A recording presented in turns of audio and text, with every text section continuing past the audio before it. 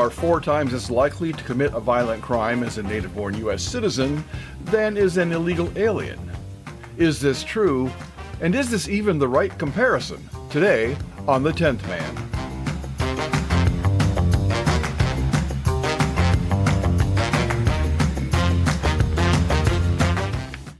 Isn't it odd that we have so many crimes reported which are committed by illegal aliens? Violent crimes, rapes, murders, gangs taking over whole apartment buildings, while the fake news is telling us illegal aliens do not commit crimes. The politicians and the fake news keep repeating this odd statement that Americans commit more crimes than illegal aliens. Anyone can see that they do in fact commit crimes all the time. We just don't know for sure how many. And that is a key fact right there. Young women are raped and murdered while out on a morning jog. Venezuelan gangs take over whole apartment buildings in Colorado. Chilean gangs ransack luxury homes in the suburbs of Detroit. And their counterparts rob the homes of professional athletes while they are away playing their games. Even when a woman is set on fire by an illegal alien on a New York City subway train, the response of the media and the Democrats is, don't worry, because actually, native-born Americans are more likely to commit a crime than an illegal alien. This statement absolutely fails the sniff test. It fails the eyeball test. We are obviously seeing illegal alien crime constantly. How can they dare try to convince us otherwise? And where did they come up with this oddly specific statement? Of all the things they could tell us about illegal aliens, that's what they came up with, comparing native-born Americans to illegals. It's a weak argument, a facile argument, but beyond that, it's also false. The whole thing is a case of misinformation and gaslighting. We've had many recent plane crashes, followed by assurances that air travel is safe. A TikTok influencer was stabbed to death in Japan last week during a live stream. But that news is reported alongside the note that Japan is a safe country. Once a month we have a shark attack or a wild bear attack, but the news tells us that all our walking paths and beaches are safe. They actually tell us you're more likely to be attacked by a man than by a bear, based on juggling of crime statistics. And the myth of the mild-mannered, the safe, illegal alien fits in with all of these. While we're told that there is a mass shooting every day, and that the schools are unsafe, and that Trump is a threat to democracy, all those but the illegal immigrants, they don't commit crimes. The media push whatever narrative fits their agenda. And as we said, this is an oddly specific study type, the number of crimes committed by immigrants versus native-born. What would prompt such a study, such an investigation, not to mention dozens, if not hundreds, of news articles on that topic? You can tell just on the very surface it's a gaslighting effort. Why aren't there any other categories of study on the topic of immigrant crime, like whether more crimes are committed by Venezuelans or Colombians, more crimes by the employed versus the ones in shelters, crimes by new arrivals versus repeat crossers? Or how about the number of crimes committed by illegals in the U.S. versus the number of crimes committed by illegals in Canada? Or, and here's a factual one, the fact that the children of immigrants are more likely to commit crimes than their parents. That fact alone tells us a lot about this. That tells us why we should not only not give citizenship to people who immigrate here illegally, but not to their children either, or their grandchildren. We should wait a few generations, but that's another topic. Or how about a real apples-to-apples comparison? Let's talk about the number of crimes committed by people from Central America versus the number of crimes committed by Americans visiting Central America, because that number is probably zero. And of course, the main question, how many new crimes are there committed by illegals in the United States which would not have occurred at all if they were not here? The fact that we don't have reasonable comparisons just reflects on the tendency of the media to give special treatment to immigrant criminals.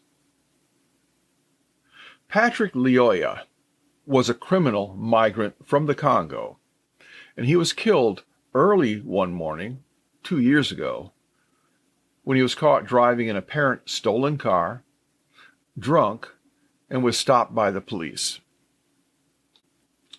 The Democrats and the fake news say nobody should be killed in a traffic stop.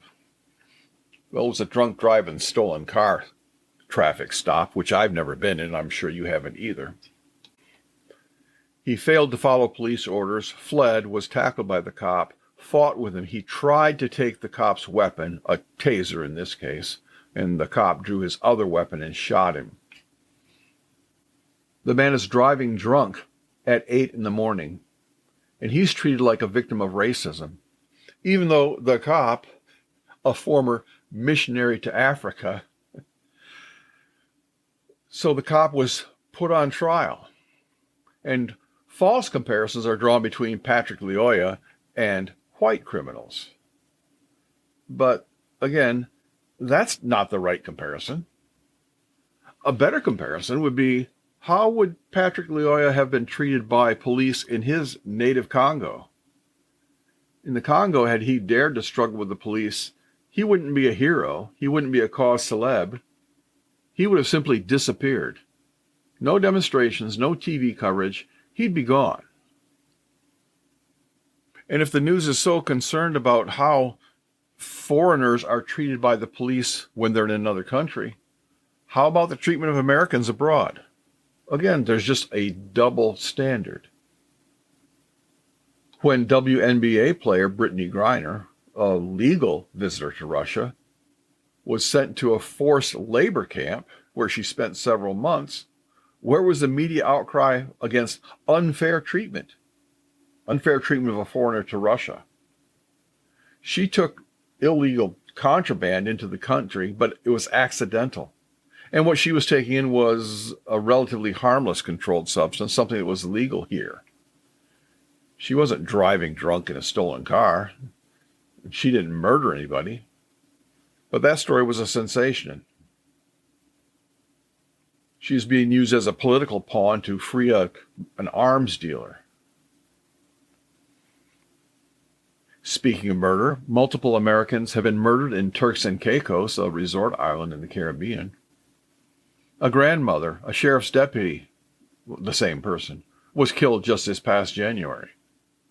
Where are all the protesters for completely innocent Americans losing their lives to Caribbean gangs with automatic weapons?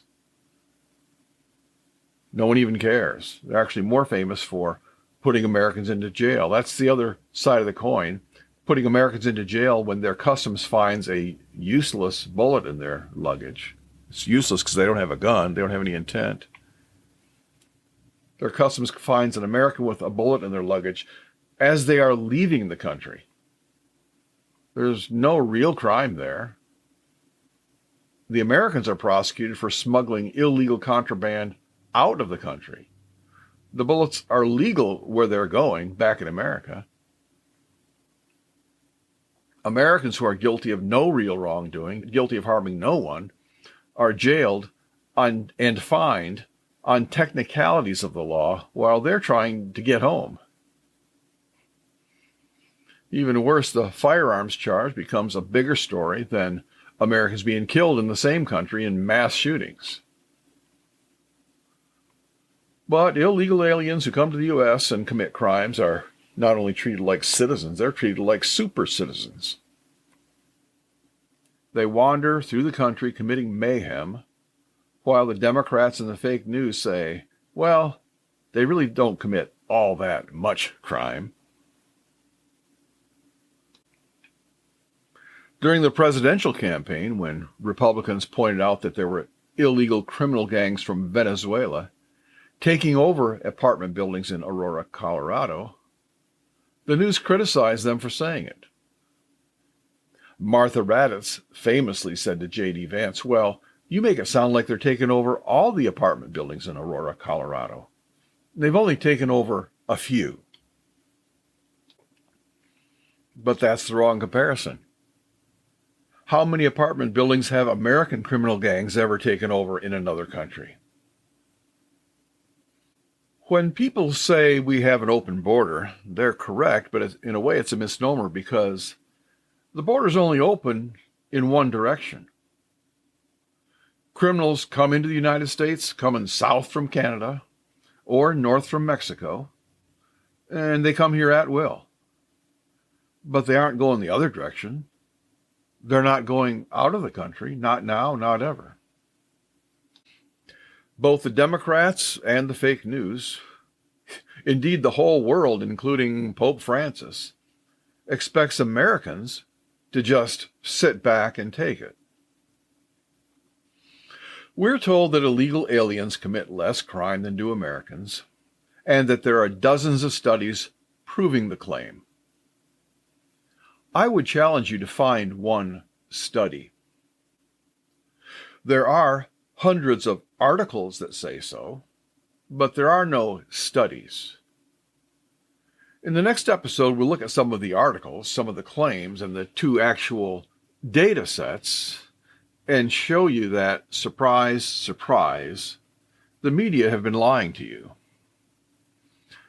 When the fake news says there is a study, what they really mean is more that there's a theory.